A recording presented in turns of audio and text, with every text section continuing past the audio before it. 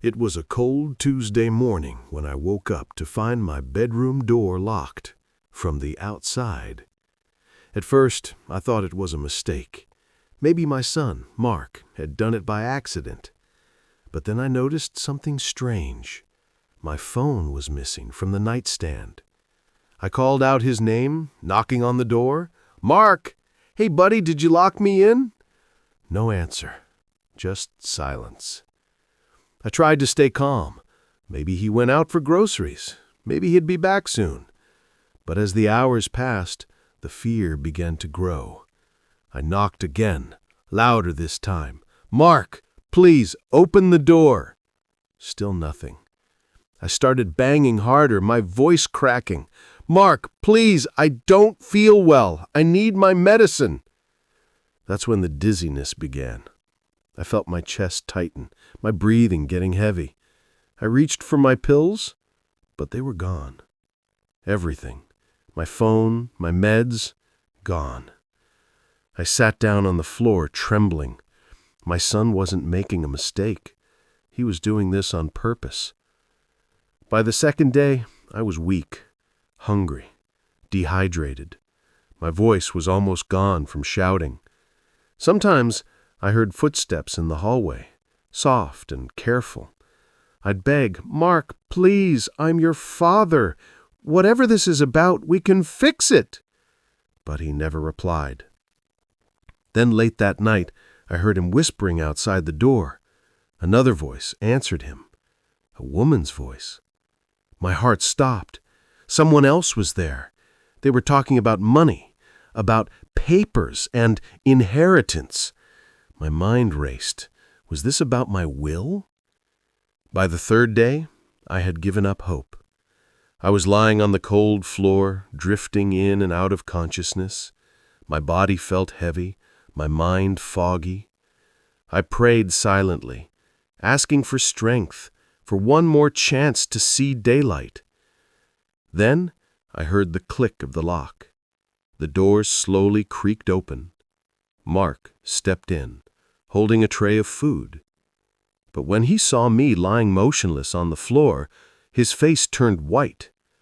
He dropped the tray, food scattering everywhere. I didn't move. Not a breath. Not a sound. And that's when he screamed.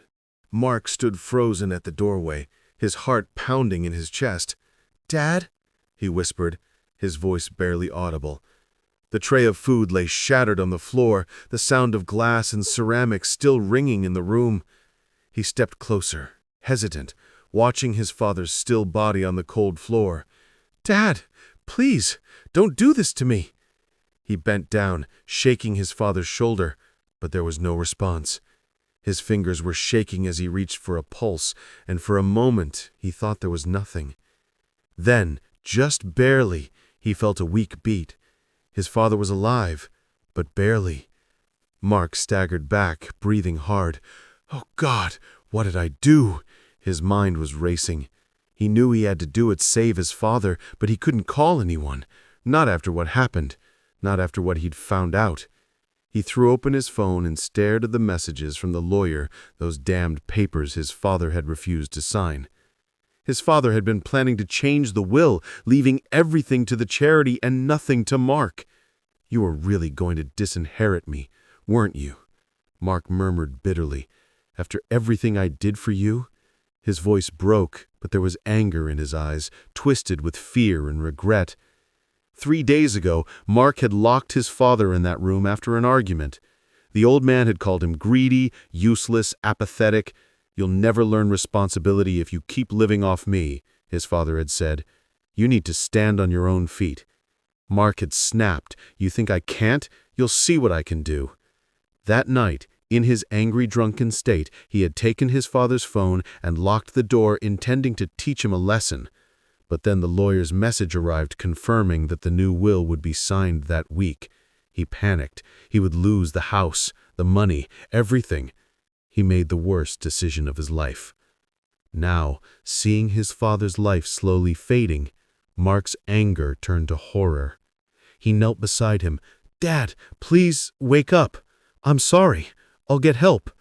He ran out to the hallway, but the woman he had been conspiring with, Laura, grabbed his arm. "Don't be dumb," she said coldly. "If you call anyone, you'll go to prison. You know that, right? Just wait. Let nature take its course." Mark's soul shook. "No, he's my father." He looked at her with wide, wet eyes. "I can't let him die this way." Laura smiled thinly. "You already have." He pulled away from her and ran to the kitchen, searching for water, meds, anything. He filled a glass, spilling half of it as he hurried back.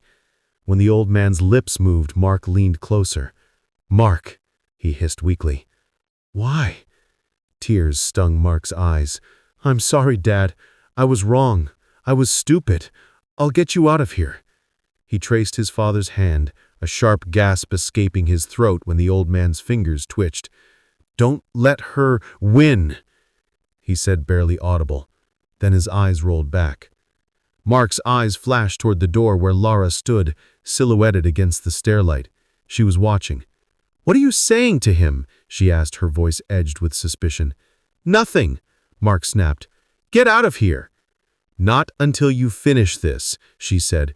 "You promised me, Mark." Mark's thoughts were a spinning mess. He needed to escape her, to save his father, but he couldn't think straight. He found his phone and started to dial 911, but Laura grabbed it from him and threw it against a wall. "Are you crazy? You'll ruin both of us." Mark grabbed her wrists. "You've never cared about me. You just wanted the money." He looked into the bedroom again. His father's breathing was shallow now. Laura shoved him hard. "Then let's end this now before he opens his mouth." She stormed into the room, her face hard and cold, grabbing a pillow. Mark froze in horror. "No!" He launched at her to throw her back, but the two scuffled hard, the pillow falling, glass breaking, her scream as she wrestled her hand away. The old man's eyes snapped open for a second. "Stop!" he shouted with all the energy he had left. That single shocked both of them still. Laura stepped back, stunned. Mark was breathing hard, his heart pounding against his chest. "Dad!" he cried, falling to knees beside him. "I'm here!" The old man's hand shook as he pointed toward the dresser. "Drawer!" He opened it to see an old leather folder inside. Documents. Papers with Laura's signature. She was forging the stance of the family law firm. Mark looked at her in horror. "You planned this! You were trying to steal from both of us!" Laura's face went pale. "No, you can't prove anything." She started toward the door, but Mark grabbed her arm. "Watch me." He pulled out his father's old tablet, which had been recording the scene ever since their discussion started. He clicked record. Laura stood frozen, realizing it was too late. "You're going to jail," Mark said quietly. He sat down beside his father, holding his limp hand. "And you're going to be safe, Dad. I promise." The old man's eyes softened. "You finally learned." He smiled weakly, closing his eyes again. Mark's heart ached as he called for help, this time from the new voice assistant on the smart tablet. "Call 911, he commanded, and this time someone answered. Minutes felt like hours. Sirens grew in the neighborhood. Laura tripped backward, panic flashing through her eyes. "Mark, you can't think about what you did. You locked him up. They'll blame you." Mark stood up, tears streaming down his face. "Then I'll tell the truth." He held her gaze. "All of it." As the ambulance pulled up, the paramedics burst into the room, their faces grim. Mark stepped aside, watching them work on the old man. He wasn't sure if he would make it, but for once in his life, he felt like was doing the thing that had been missing from his soul for so very long. Responsibility, remorse, and love. But just as he thought it was over, one of the paramedics looked up and froze. "Sir, did you know there's a camera in the corner?" Mark's eyes widened as he turned, the camera he'd installed for younger Mark years ago for security. The entire 3-day ordeal was recorded. Every second, every shout, every plea, every moment. And that's when the police officer behind the paramedics stepped forward. "Mark Jensen, you're under arrest." Mark's eyes filled with tears as he looked at his father's still body being lifted onto the stretcher. "Dad, I'm so..." But his voice broke. The officer pulled his hands behind him, and the sound of handcuffs clicked in the dim room. Then, from the stretcher, the old man's fingers moved. The moment the old man's fingers moved, everything froze. Mark stopped breathing, the officer's hand hovering midair, the paramedics glancing at each other. "He did what?" one of them whispered. The old man's hand trembled again, slowly lifting before falling back on the blanket. "He's alive!" The paramedics shouted. The officer hesitated, looking at Mark. "Undo it," he said softly to the other cop. "Get those cuffs off him, now." Mark staggered forward as if the world had spun around. "Dad! Dad, you're going to be okay!"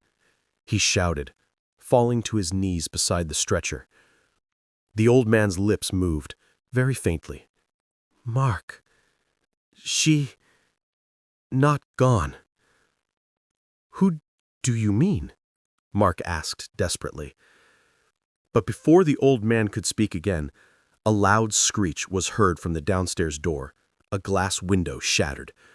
The sound of running footsteps followed. "She's escaping," one of the officers yelled, bolting out the room. Mark turned in horror. "No, she's still here." He stood, heart thundering in his chest, watching as the paramedics rushed his father out toward the ambulance outside. The blue and red lights flashed through hallways, casting long shadows on the walls. Laura's shadow flickered past the window, disappearing into the darkness beyond the yard. Mark's mind was on fire. He wanted to chase her, but his father's weak voice echoed in his memory. "Don't let her win." He knew what he would have to do. "Officer, please," he said. "She's not done. She's after my father's safe. She knows about the papers." The officer paused. "What safe?" Mark looked up the wooden stairs, pointing to the attic, the one he always kept locked. The officer nodded and gestured to his two agents. "Check it out." They headed upstairs, flashlights weaving through dust and dark wood, while Mark followed behind, the old house creaking beneath their steps. When he was a kid, that attic was off limits. His father used to say, "Some things must stay hidden." Now the words felt ominous. The door was already ajar. Someone had been there. The officer pushed it open with his gun raised. "Police! If someone's in here, come forward!" No sound, except the gentle sway of the hanging light bulb. They did a search. Nothing. But then the younger officer pointed. "Sir, over here." On the floor was an old chest, scratches fresh around the lock. Laura probably tried to open it, but failed. Mark knelt beside it, his fingers brushing the metal handle. It was warm, almost like it had been held recently. He took a deep breath and lifted the lid. Inside were stacks and stacks old papers, photographs, and a vintage video camera, still recording. The officer leaned closer. "It's on," he said. Mark pressed play on the viewfinder. The footage shook, showing his house, his own living room, and then his shocked expression appeared on the old screen. "Wait, this is from before?" he said quietly. On screen, Laura was there, smiling, speaking in his father's office. "He'll sign it, I promise. And if you don't, I know how to fix that." The sound of papers flipping came. "These will papers must look real. I can't let Mark find out," the other man replied. Mark's heart stopped. His father was being blackmailed by his lawyer and Laura. "Sir, you need to see this," the officer whispered into a walkie-talkie. "We've more people involved." Mark could barely stand. His whole body was numb with shock. "All this time, I thought he was changing the will because he didn't trust me, but he was protecting me." Tears rolled down his face. "Oh God, Dad, I'm so—" But before he could finish, there was a loud crash from downstairs. "Gunshots!" someone yelled. The officer spun around and rushed back down, Mark following behind, his heart pounding in his throat. Laura was standing by the front door, a dark bag in her hands, eyes wild with panic. Had she found the safe, or was she after the camera? She saw Mark and shrieked, "You ruined everything!" Her hand reached for her purse and the gleam of metal inside. "Drop it!" the officer shouted, but she spun around, bolting into the night. Rain started falling hard now, slashing against the windows. Mark followed through the backyard, the ground slick and muddy. Laura ran across the grass, slipping, her heels digging into the wet earth. Mark shouted, "Stop! It's over!" But she never did. She was too mad, too lost in the fear of being caught. She slipped again this time, hard, landing on the edge of the old well behind the house. Her bag flew off and fell into the dark hole. She looked down, then up at Mark. "Help me!" she screamed, her voice cracking. Mark froze, breathing hard. Rain poured down his face. The officers were running behind him, flashlights flaring. "Mark, get back!" one yelled. But Mark didn't move. He looked at her hand gripping the edge, her fingers sliding. "Please," she begged, "don't let me fall." He swallowed hard, mind flashing with memories, his dad's voice, the lies, the pain, the fear. And then slowly he extended his hand. Lightning flashed above them, illuminating the entire yard. His hand just barely touched hers. And then she let go. The fall was silent, echoing only with the sound of rain. Mark stared into the dark well, shaking. "Oh, God!" The officers arrived seconds later. "Where is she?" one of them asked. Mark didn't answer. He kept looking down, as if the blackness below had been swallowing everything he was ever sure of in his life. "Sir, where is she?"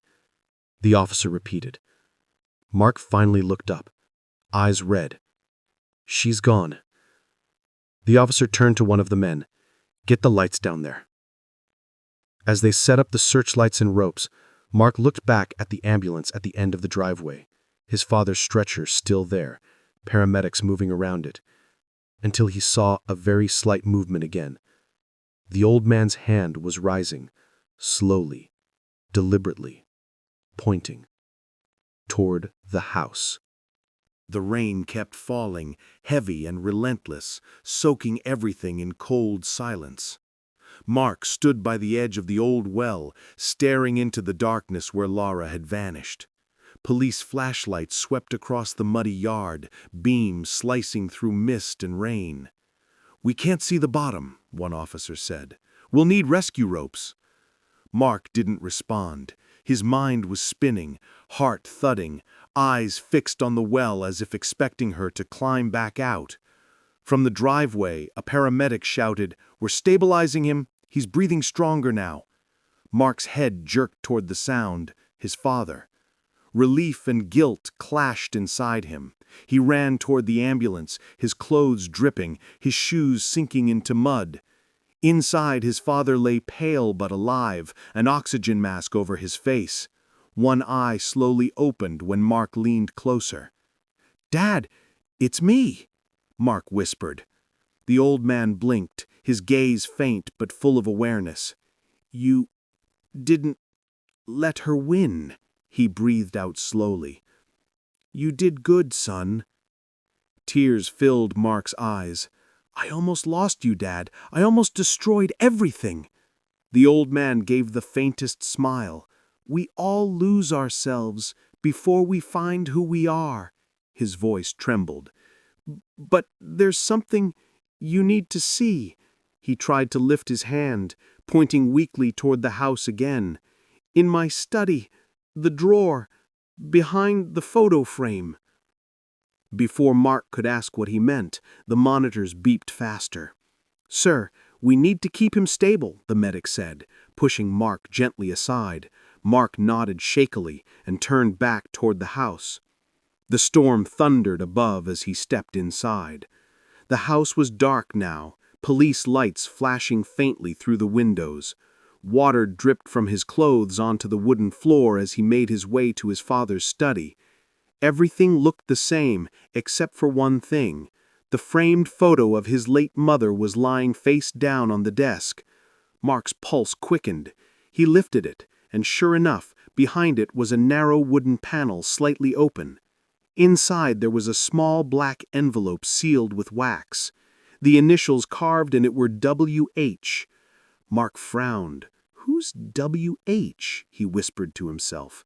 He tore it open carefully and found a single piece of old paper inside, a letter dated nearly 40 years ago. The handwriting was his father's. It read, "If you are reading this, it means someone tried to finish what began long ago. W.H. is not a person, it's a place. The old house in Willow Hill. Everything started there, and one day you'll have to end it." Mark froze. Willow Hill. He had heard that name before. When he was a kid, his father used to get mysterious phone calls from someone who would hang up whenever Mark answered. Once, he heard his dad whispering late at night, saying, "I told you to stay away from Willow Hill."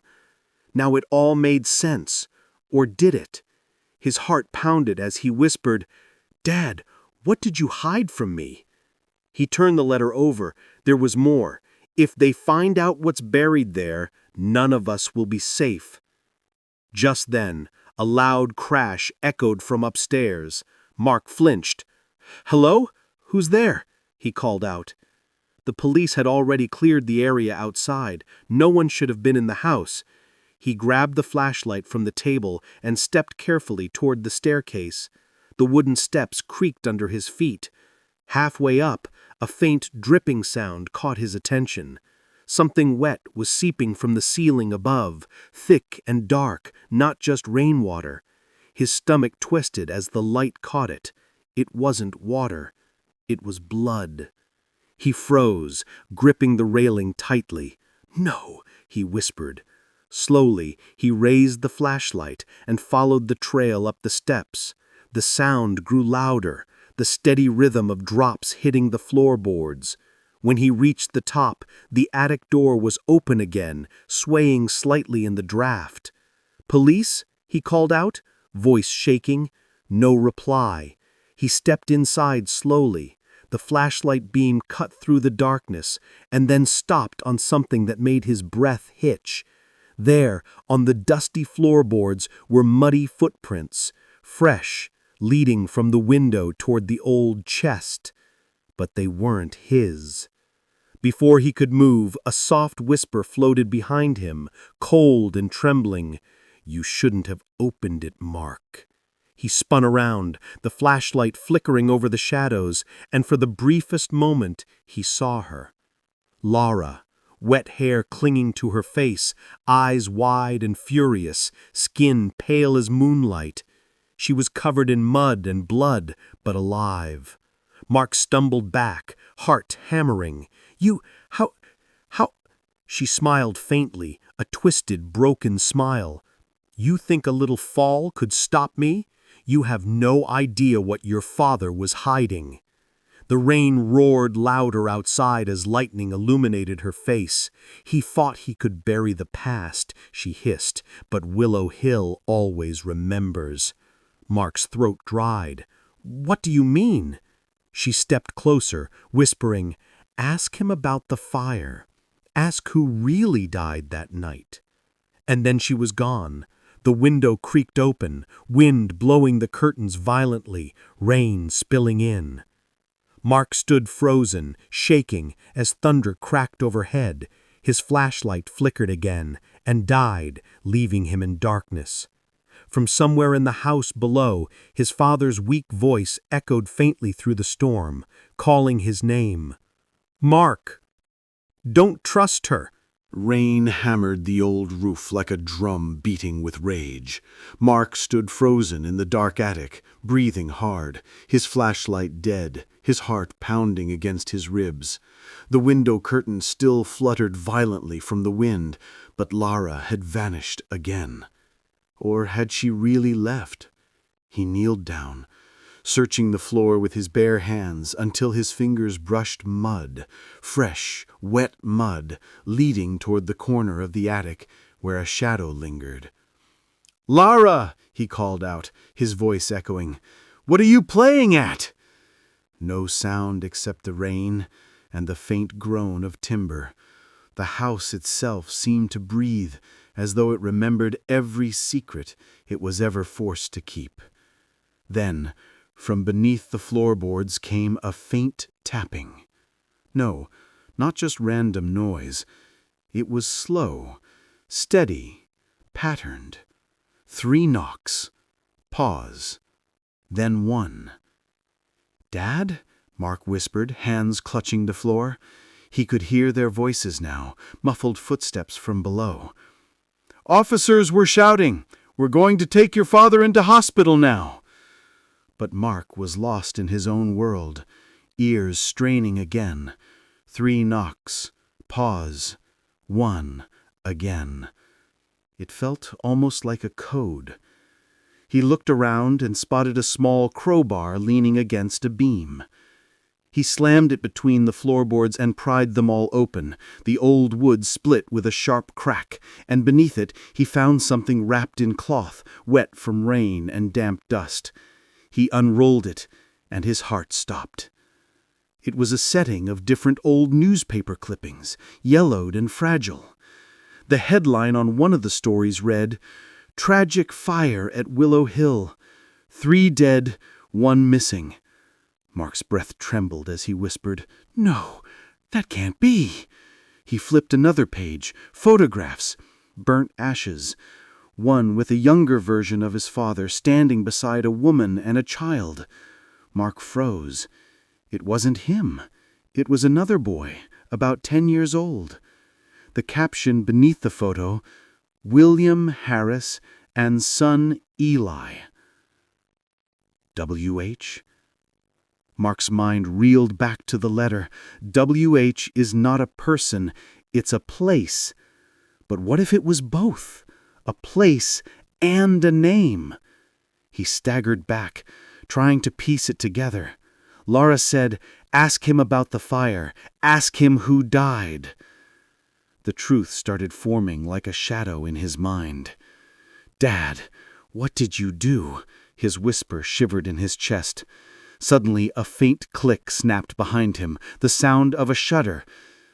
Mark whirled around. A camera! The old video camera that he had found before. It was on again, recording. The tiny red light blinked in hidden silence. Mark stepped closer.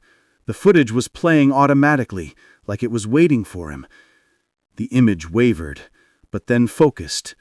A shaky video of his father 50 years ago, young eyes filled with fear and ash on his face. "I'm documenting this," the old man's voice echoed from the past. "If anyone finds this, know that it was an accident. I tried to save him, but the fire..." He broke off, choking on his words. "They'll think it was on purpose. They'll think I killed them." Mark's mouth went dry. Killed who? He turned the volume up. "The Harrises. They were my family. But the fire, it wasn't me. Someone wanted us to burn." The video cut off suddenly into static. He felt his knees weaken. Oh, God. He began to sweat, despite the cold air. W.H., Willow Hill, Harris family. It was all connected. Lara wasn't just after money. She was after this truth. His mind raced back to her last words. Ask him who died. Maybe his father was not who he said they really was. From below, Mark heard another cry. "Mark, get down here!" One of the officers called, "We found something in the ambulance!" Mark rushed to the stairs and ran through halls, his footsteps splashing in rainwater that was now flooding the floor. The officer stood at the open door of ambulance, face grave. "Look," he pointed, to a bloody, stained note clutched in his father's hand. It was crumpled, but readable. Mark took it, eyes wide as it shook in his hand. The words were barely legible from the blood and rain, but one phrase was clear enough. "If she finds Eli, she finds me." Mark's lips moved, but no sound came out. "Eli?" He read it again. "If she finds Eli, she finds me." He closed his eyes in horror. "Dad, what did you mean?" The paramedics rushed back. "He needs transport now," one yelled. "We can't wait." Mark watched they took his dad away, his brain locked between questions and fear. Then his phone buzzed. He snapped out of it, looked down, and the caller ID made the street lights flicker in his mind. It was an unknown number, but the area code was from Willow Hill. He pressed accept slowly. A thin, shaky voice rang through the static. "Mark Jensen." He froze. Who are you?" There was a pause like a weight in the storm. "I don't know you, but I know you, and I know what your father did to my family." The static grew sharper. "If you ever want to know the truth, come home to Willow Hill." The line went dead. Mark stood motionless in the rain, lightning flashing behind him. The ambulance was already disappearing down the hill with his father inside. He knew he couldn't let go. Not yet. The answers he'd begged for his whole life were somewhere waiting in his dark family past. And now someone else knew he was coming. Thunder rolled like a growl from the earth itself. Mark stood in the middle of the street, rain drumming against his face, his heart still pounding from the call. The words from the voice echoed in his mind like a curse. "Come home to Willow Hill." Home. Why had the voice called it that? He never lived there, never heard his father mention it beyond whispers and half-told stories. He watched the ambulance disappear beyond the bend, its red lights slowly fading into the distance. He wanted to run after it, but the pull toward Willow Hill was stronger, deeper, almost unnatural, like a dark string tying him to that place. By the next morning, the storm had died, but the sky stayed gray and heavy. Mark packed a bag, just his father's letter, the blood-stained note, and the old video camera. He drove for hours, passing fields and lone roads, the world growing emptier and colder with each mile. When he reached the sign that read, "Willow Hill, Pop 312, the air felt different. A strange silence blanketed the town. The houses looked old and faded, wooden boards warped by years without love or sunlight. The place felt frozen in time. He stopped at the last standing storefront, an old gas station with a chipped red sign that read, "Harper's Stop." Inside, an older man turned as the bell above the door jangled. "You look lost, son," he said, with a voice as rough as sandpaper. Mark forced a smile. "Just passing through," he said slowly. "I'm looking for an old house on the hill above—" The man's face changed immediately. His eyes darkened. "You don't want to go there." "Why?" Mark asked. "That place ain't been touched in 40 years, the man muttered. "After the fire, no one ever came back, except one woman, a few years ago." "A woman?" Mark's heart skipped. Did she have black hair, kind of sharp-faced?" The man hesitated, then whispered, "Yeah, and she kept asking about a survivor named Eli." Mark's stomach tightened. "Eli," he whispered. Do you know where he is?" The old man tilted his head. "Nobody does. Some folks say he died in that fire. Some folks say he was adopted by a wealthy man far away. If the Harrises still got any blood left in them, they're not from here no more." Mark thanked him quietly and drove up to the hill, following the old road lined with dead trees and fog. At the top of the hill, he saw it. what remained of the Harris house. A blackened frame of charred wood and rubble, standing like a skeleton against the gray sky. The air smelled of wet ash and memories.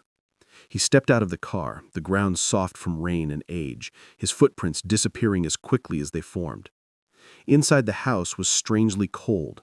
Even the wind seemed to stop at the door.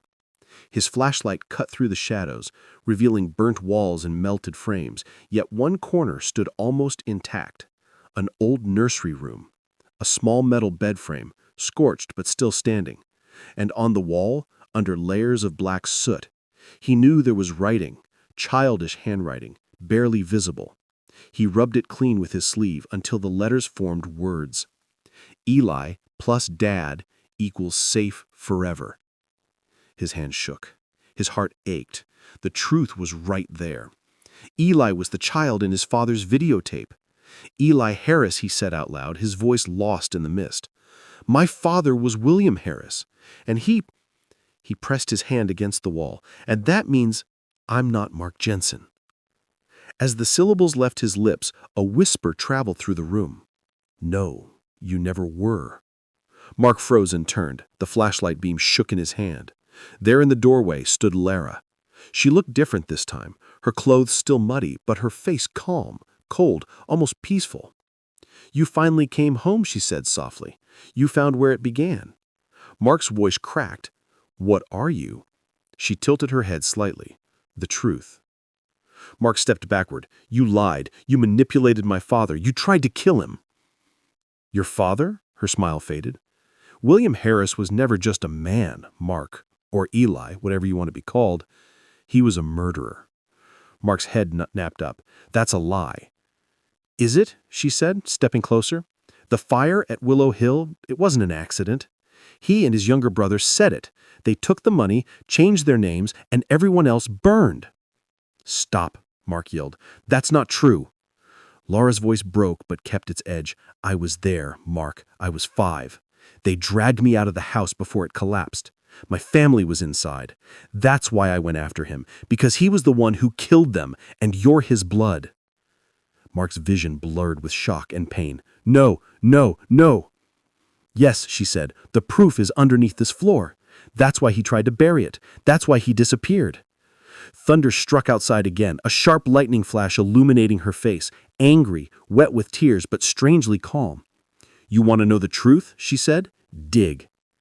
Mark stared at her for moments, then looked down. The floor beneath the nursery was different, newer boards not burned like everything else.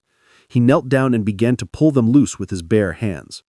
Wood split, blood from his fingers mixing with mud and ash.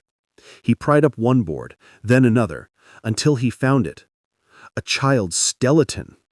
Tiny, curled, ash and bone bound by a remnant of a blue shoe. Mark fell back, stumbling, breath catching in his throat. No, no, no! Laura sank to her knees beside him. That, she said softly, was Eli Harris. Mark shook his head in terror. That can't be. Then who am I? Laura's voice barely above a whisper. That's what your father never wanted you to know. Thunder crashed again, and from outside the house came another car engine. Sliding to a stop in the mud, a familiar voice yelled, Mark, stay away from her! It was his father. Alive. Soaked, bloodied, but walking through the door, his eyes wide with fear. Son, he said, his voice trembling, step away from that woman. She's not what you think. Laura's face changed, her eyes darkening. It's too late, William. They all know now. Mark stood between them, heart thundering, and then all the lights went out. Everything went black. The sound of rain outside faded into distant murmurs, like the earth itself was breathing. Mark's heartbeat was the sound he would never forget, thick, loud, and terrified. He reached for his flashlight, but it flickered twice and died. Then there was just the breathing. 2 voices, one from his right, one from his left. Son, William's voice trembled in the void. Come here, don't listen to her. Laura's voice followed, low, almost singing. He's lying, Mark. Do you really think a man like him would save you after everything he's done? Mark's mouth was dry. Stop, both of you. I just want to know who I am. The wind roared through broken glass. Lightning flashed again, and for a moment he could see them. Lara on the floor, her eyes glowing pale gray, and William behind her, holding a pistol. Mark's voice broke. Dad, put that down. William's hands were shaking. She's not alive, Mark. She's been following us for weeks. You remember the accidents, the calls, the dreams? That's her. She feeds on the memory. Lara slowly turned her head toward him. Her voice echoed unnaturally. He's the one who killed me. Mark, look under the house. You'll discover what he wanted to bury. Mark staggered back, looking between the two. You're both crazy. He turned for the door, but it was shut, slammed from the outside. A chain rattled. Mark pulled at it, desperate, but it wouldn't move. No, he whispered. Someone's trapping us in. William grabbed his arm. We're not alone. The sounds of footsteps drifted from upstairs, slow, dragging, metallic. Mark froze, looking up. The old wooden steps creaked one at a time as if someone or something was descending. Thunder boomed again and the temperature plummeted. Steam rose from Mark's breath. Who's up there? William shouted into the black. No reply. Just the shuffling again, closer, nails against wood. Then a low hum. A humming that grew into a child's voice, singing a very old song. Ring around the rosy. Lara's eyes widened, her face pale. No, not again. She grabbed Mark's hand. You need to get out now. William pointed the gun at her. Don't you dare! But before he could finish, something moved in the dark. A small figure appeared at the base of the stairs, a shadow of the child's skeleton Mark had found earlier, but this one moved. Its head tilted. It wore the half-burned blue shoe. Mark's breath caught in his throat. Eli, he spoke unconsciously. Lara screamed, Don't say his name! The child looked at Mark, and the smile that followed was not innocent, but empty. Daddy, it whispered, you left me. William fired, a loud crack that echoed off the walls, but the bullet passed straight through. The figure flickered like a smoke illusion. Mark fell to his knees, covering his ears. The sound of voices filled the room. Dozens of voices, men, women, children, all whispering the same thing. You can't bury fire. Lara's body jerked, her hands clutching her head. He's awakening, she screamed. The house, it remembers. William grabbed Mark by the arm. We have to go, now! But the floor split beneath them, cracks forming like veins, and fire began to seep from the ground. Not flames, but glowing embers, ash drifting like falling snow. Mark was pulled by force. Something from below grabbed his ankles, dragging him downward. He screamed, Dad! William held onto his arms, tears streaming down his face. I've never wanted this. You were supposed to be free. Lara's voice cut through the chaos. You can't keep him from what he is. Her face was distorted now, half shadow, half blaze. He's not your son, he's mine. The house exploded in lightning and fire. Mark's eyes rolled back as he was dragged into darkness. Visions flashed in his mind. Fire, a screaming child, a woman burning, a man running with a shadow in his arms. Then blackness swallowed all. He woke to the cold sound of rain again, lying on mud outside. The house was gone, nothing but smoke and wet earth. He tried to stand but couldn't feel his legs. He looked down and froze. His hands were small, child-sized, and around his foot the half-burned blue shoe. From the shadows, a voice softly whispered, Welcome home, Eli. Rain fell like ash from the heavens, cold and relentless. The world around Eli was gray, blurred between life and death. He stood at the edge of the hill. The charred remnants of the Harris house vanished into the earth, as if the fire had consumed not just wood and stone, but time itself. His heartbeat was slow now, steady, almost inhuman. The half-burned blue shoe glittered faintly under the moonlight, and the wind whispered through the ruins, "Welcome home." He knew that voice. It was not his father's nor Laura's. It was older, ancient, carrying the weight of everything that was lost. "Who are you?"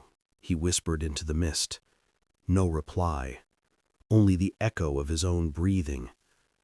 The mud beneath his feet seemed to live, shifting, breathing. And then the memory returned, not a dream, but a flood of truth. He had been Eli Harris once.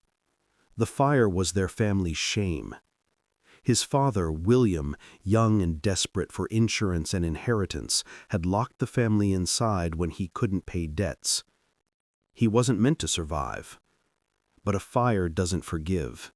It leaves marks on everything its walls contain. Somehow, the child's soul latched on to another body, decades later, reborn as the man who would become Mark. Jensen was just a name, a cover, a face for a soul that never found peace. And now, with the house gone, there was nothing left but truth. From behind him, a familiar voice emerged. "Eli." William's trembled voice cut through the mist. Eli turned. His father stood just beyond the tree line, his face pale, clothes burned and wet from rain. He was still alive, or perhaps just barely. "Dad?" Eli's voice quivered. "Are you real?" William stepped closer, limping, holding his ribs. "I shouldn't be," he said.